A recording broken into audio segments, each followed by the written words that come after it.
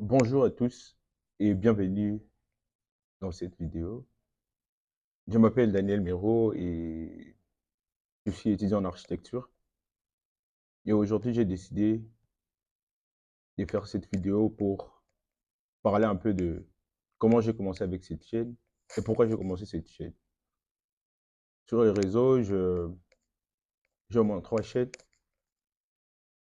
J'ai Mindsharing sur Instagram, DanMika24 et Mika Photographe. Sur YouTube, j'ai des chaînes. J'ai Mindsharing et Technique pour tous. Et sur TikTok, j'ai des chaînes aussi, Mindsharing et Mika Photographe. Et si aujourd'hui je vais parler de tout ça, c'est parce que je me suis décidé de commencer à faire des vidéos régulièrement. Ça fait déjà un moment que je procrastine. Je me dis que je vais commencer à faire des vidéos. Je me dis que je dois réellement commencer, mais à un moment donné, j'abandonne. Pourquoi j'ai commencé cette chaîne? C'était il y a 2 ans. Et c'était un moment de ma vie où il y avait un changement. Et ce changement m'a coûté vraiment cher et j'étais vraiment faible. J'étais faible mentalement. Et les changements affectent tout le monde. Tout le monde est affecté par les changements. Et à ce moment-là, j'avais lu un livre intitulé Ikigai, qui signifie la raison de vivre.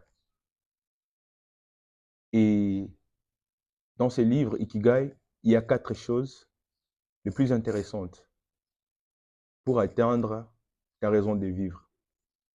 Et les 4 choses sont ce que tu aimes faire, ce que tu sais faire, ce dont le monde a besoin, et c'est pourquoi tu dois être payé.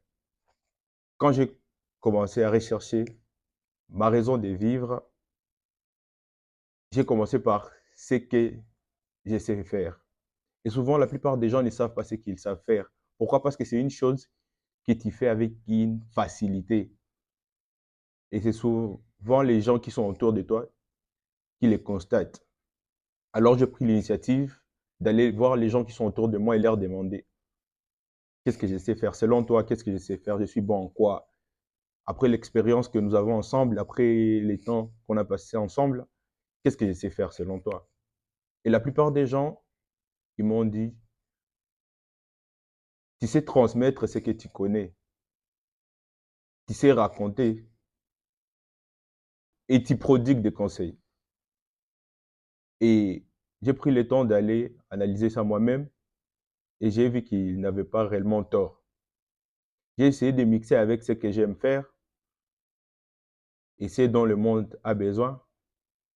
Et c'est pourquoi on doit me payer. Et quand tu réfléchis bien, le monde n'a pas besoin de jeunes non motivés.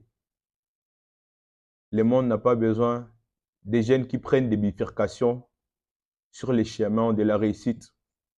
Le monde n'a pas besoin de jeunes non inspirés.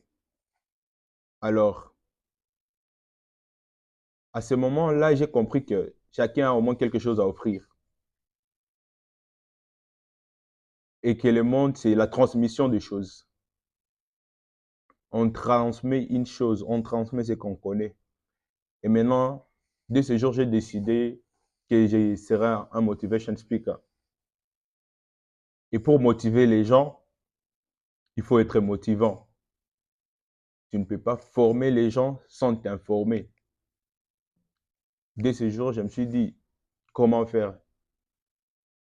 Donc, pour devenir motivation speaker un jour, je dois me former, lire des livres, apprendre, m'inspirer par des grandes personnes. Et j'ai dit, on a envie que les grands et jamais les petits. Et c'est quand j'ai pris la décision d'aller chercher les premiers motivation speakers sur les réseaux. Et la première personne que j'ai trouvée, c'était Tony Robbins. Et dès ce jour, j'ai commencé à regarder les vidéos de Tony Robbins. J'ai commencé à regarder ce qu'il fait, comment il motive les gens. Et j'ai vu que pour avoir tout ça, pour arriver à ce niveau, il faut apprendre. Et pour arriver à ce niveau, il faut en faire une habitude.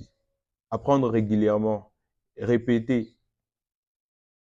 Oui, parfois je fais une semaine de discipline, parfois je fais une semaine de procrastination.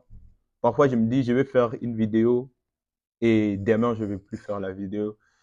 Parfois je me dis que je vais les faire, mais je me trouve des excuses. Je ne suis pas bien habillé, je ne suis pas bien coiffé, je n'ai pas encore acheté la bonne caméra, je n'ai pas encore acheté des lumières. Mais cette fois-ci, la semaine passée, j'ai eu un déclic et je me suis dit, pourquoi pas ne pas les faire? Pourquoi pas ne pas faire des vidéos? Parce que parfois, je me demandais, qu'est-ce que je serais en train de dire? Qu'est-ce que je serais en train de donner? Mais il y a des gens qui me disent, Daniel,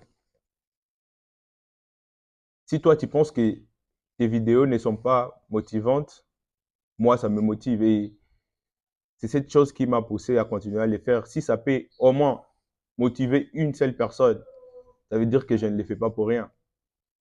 Ça veut dire que je les fais pour une raison.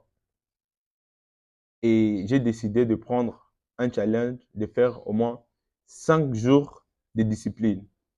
Me réveiller tôt, faire les sports, lire, augmenter 1% sur tous mes objectifs. L'architecture et l'art oratoire qui m'intéressent. Bien sûr, ça ne sera pas facile. Peut-être la première vidéo sera nulle. Peut-être la première saison sera nulle. Mais je suis sûr que avec le temps, je vais y arriver. Parce qu'on dit, c'est en forgeant qu'on devient forgeron.